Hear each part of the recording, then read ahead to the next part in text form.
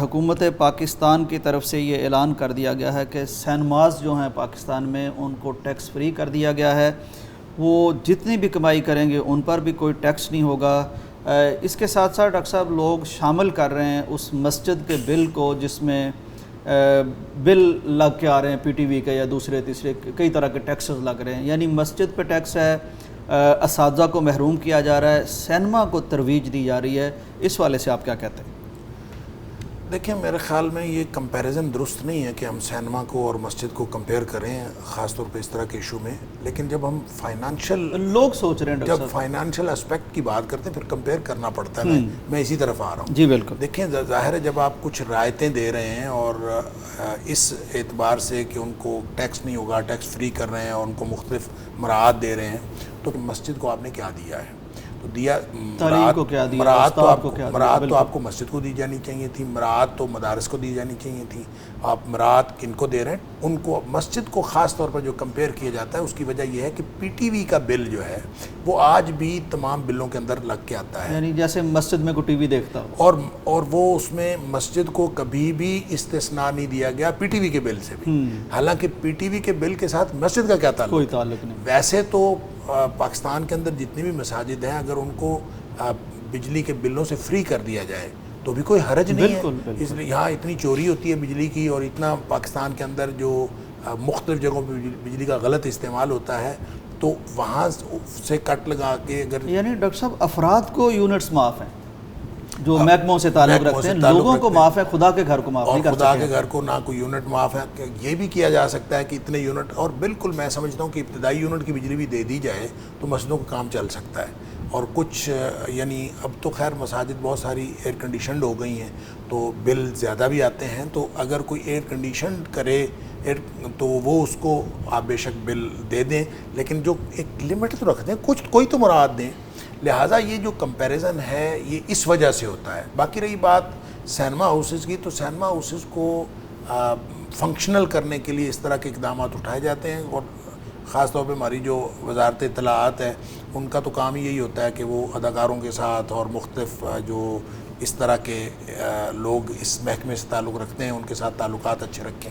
تو cinema house اصل میں لوگ جانا چھوڑ گئے ہیں, بند ہو رہے ہیں. سینما ہاؤسز بند ہو رہے ہیں, مسجد میں لوگ جا رہے ہیں پھر بھی اس میں بل دے رہے ہیں. سینما انڈسٹری جو ہے یہ اس لیے ختم ہو گئی ہے کہ ایک تو موبائل فون جو ہے یہ ساری چیزوں کو آہستہ آہستہ کھاتا چلا جا رہا ہے. یہ چھوٹی سکرین نے بڑی سکرین کو ہڑپ کر لیا ہے.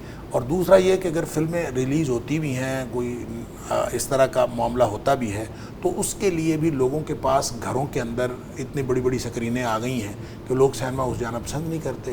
اور آپ دیکھ لیں کہ اگر کوئی فلم بین ہے بھی, کوئی فلم جتنی بھی اچھی بنائی جائے اور خوشگوار تفریح کے نام پر اس کے اندر لچر پر نہ بھی ہو, اس کے اندر جو حیا باختہ سین نہ بھی ہوں, اگر اس کو کسی حد تک اس کی حمایت بھی کر دی جائے تو پھر بھی لوگ سینما ہاؤس نہیں جاتے.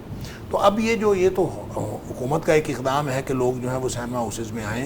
میرے خیال میں کسی بھی اسلامی ملک کے اندر اس بات کو برداشت نہیں کیا جا سکتا کہ آپ کی مساجد اور مدارس جو ہیں وہ تو مراعات سے محروم ہوں, اور مسجد جس میں سب نے نماز پڑھنی ہے اور لازمی طور پر پڑھنی ہے اور لازمی طور پر ہر ایک نے جانا ہے, وہاں تو ہمارے جو ائمہ ہیں, ہمارے مؤذنین ہیں, اور پھر مساجد خود ہیں, پھر ان کے بجلی کے بل ہیں, پھر ان کے سارے مسائل ہیں. اس کی طرف تو حکومت کبھی توجہ نہیں دیتی.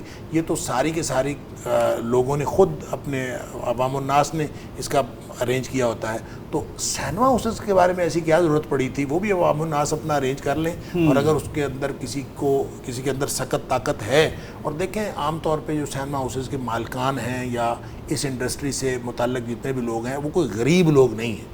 یہ وہ لوگ ہیں جو عام طور پر بہت ویل آف ہیں اور وہی کاروبار کر رہے ہیں, اور کاروبار کر رہے ہیں ان کو کاروبار کرنے دیں, اور جیسے باقی لوگ کاروبار ان کو بھی کاروبار کرنے دیں, اور پھر وہ ٹیکس بھی دیں.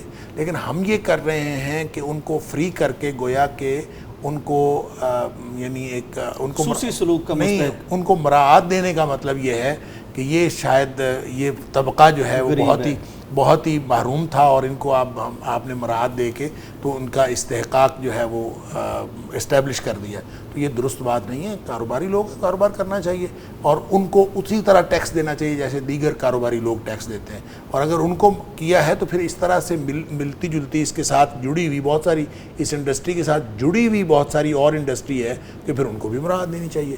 تو آپ جب کسی اور کو نہیں دیتے, کسی خاص کو ایک پن پوائنٹلی اور اٹھا لیتے ہیں اور ہائی لائٹ کر کے ان میں سے کوئی چیزیں کسی کو مراعات دیتے ہیں تو پھر شور تو مچتا ہے. اس لیے سوشل میڈیا کے اوپر جو شور مچا ہوا ہے بالکل بجا ہے, اور حکومت کو چاہیے کہ وہ یکساں سلوک کرے.